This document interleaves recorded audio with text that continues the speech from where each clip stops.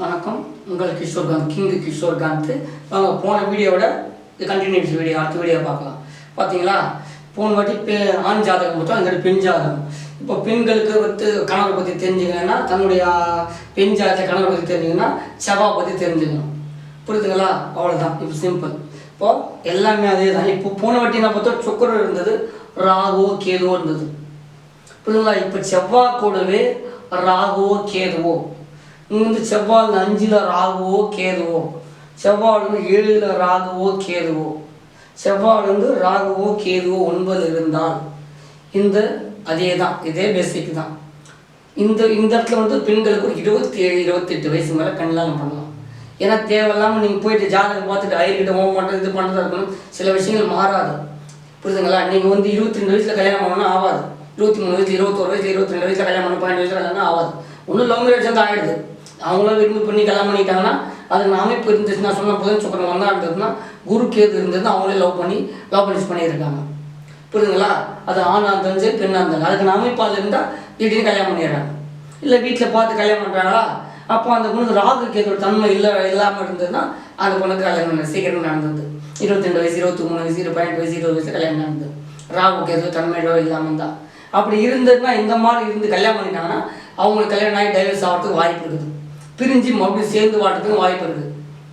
இல்லை நான் 2வது கல்யாணம் பண்ணுறதுக்கு வாய்ப்பு இருக்குது. இல்லை கோர்ட்டு கேஸுன்னு போய் டைவர்ஸ் ஆகிறதுக்கு வாய்ப்பு இருக்குது. அதே தான் குரு செவ்வாயும் இருந்துச்சுன்னா அவங்க கோர்ட்டு கேஸுன்னு டைவர்ஸ் ஆகி மறுபடியும் போய் அவங்க கல்யாணம் பண்ணுறது 2வது கல்யாணம் பண்ணுறது வாய்ப்பு இருக்குது. புரியுதா? இப்போது செவ்வாய் வச்சா ஆண்களுக்கு செவ்வாய் பெஞ்சா தன்னுடைய கணவரை பற்றி தெரிஞ்சது.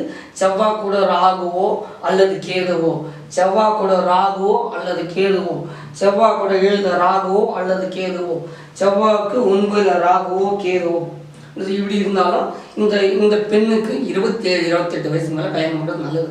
நீங்கள் பார்த்தோன்னே சிம்பிளாக எந்த ஜோசிங்காட்டும் பார்த்தாலும் ஐயர்கிட்டையும் பார்த்தாலும் உங்கள் ஜாதகத்தை அப்ளை பண்ணி இந்த ஆன்லைனில் போட்டு எடுத்தீங்கன்னா வந்துடும் இல்லைங்களா? அது பார்த்து எடுத்தோன்னா வந்துச்சுனாவே உங்கள் ஜாதகத்தை வீட்டில் ஜாதகம் இருந்தால் அதை வச்சு பாருங்கள்.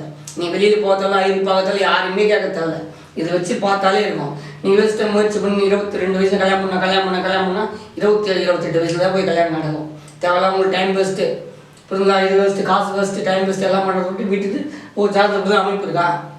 நம்ம பொண்ணுக்கு இப்படி தான் அமைப்பு இருக்குது. பொண்ணு பொறுமையாக கல்யாணம் பண்ணிட்டோம். 27 வயசு மேலே கல்யாணமா அது பார்த்த விதி அப்படி தான் சொல்லிட்டு போயிடும். சரி, 2வது இப்போ நான் போன வீடியோ தான் சொல்லாத விட்டேன். போன வீடியோவில் நான் சொல்லாத விட்டுட்டேன். அவன் இப்போ சுக்கரம் இருந்துச்சுல்ல, அந்த இடத்துல வக்ரம் பாருங்க, வக்ரம் இருந்தாலும் அப்படிதான்.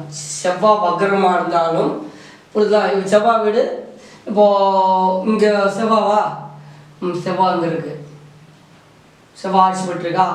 வக்ரமாக இருந்தாலும் செவ்வாய் ஆட்சி பெற்றிருந்தாலும் கொஞ்சம் வக்ரமாக இருந்தாலும் முதல் 2 டிகிரியில் இருந்தாலும் அடுத்து 28 டிகிரியில் ஒரு சரி உங்களுக்கு ஒரு கட்டத்தில் 30 டிகிரி உங்களுக்கு தெரியும். நான் ஏற்கனவே என் வீடியோவில் போட்டேன். முதல் 2 டிகிரி 1, 2, 3 முதல் 2 டிகிரிக்குள்ள செவ்வாய் இருந்தாலோ 28 டிகிரி 29 டிகிரியில் செவ்வாய் இருந்தாலும் 30 வயசு முதல்ல கல்யாணம் பண்ணணும். 28-29 வயசு முதல்ல 27 மேக்ஸிமம் 27 வயசு முதல்ல கல்யாணம் பண்ணணும். செவ்வாய் வக்ரமாக இருந்தாலோ இது ஆட்சி பெற்றிருக்கு.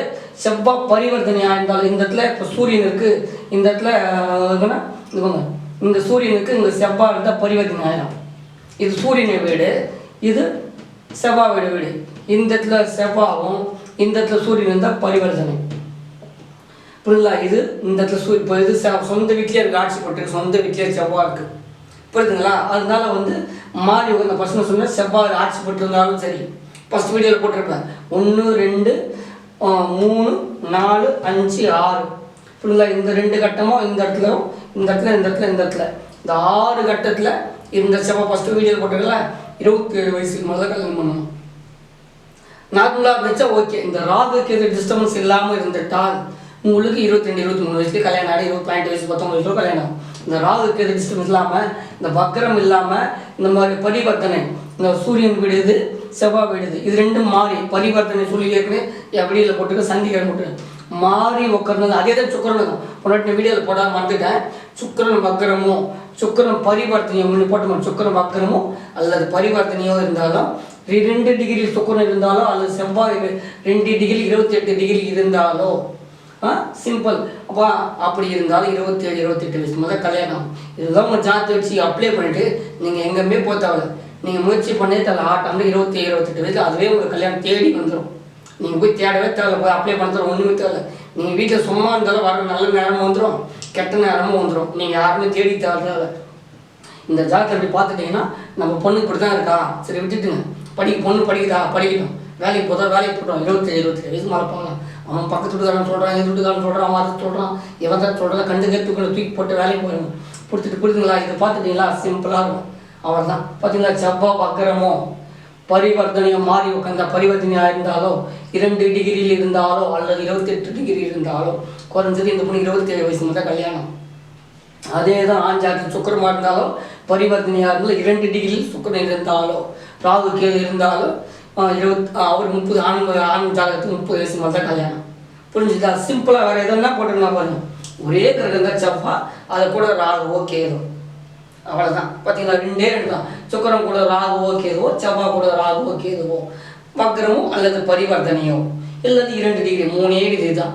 அது வந்து 5லையோ 7லையோ 9லையோ இருந்தால் நம்ம பிரச்சனை வருது, பிரேக்கப் போகிறது வாய்ப்பு இருக்குது. 30 வயசு மேலே போனால் அது கொஞ்சம் நிவர்த்தி ஆகுது. அதே மீறி 2 கல்யாணம் ஆகும்னா அதை ஜாதகத்தை தான் அவங்க பார்க்கணும். பார்த்து தான் சொல்லணும். எதனா பார்க்கணும்னா அதை பண்ணுவோம். King Kishorekanth, king astro. என்னோட நம்பர் 8056663541. இந்த நம்பருக்கு பார்த்தீங்கன்னா நான் ஜாதகம் பார்த்துன்னு சொல்லுவேன். சிம்பிளாக இருக்கும் நம்மளுக்கு.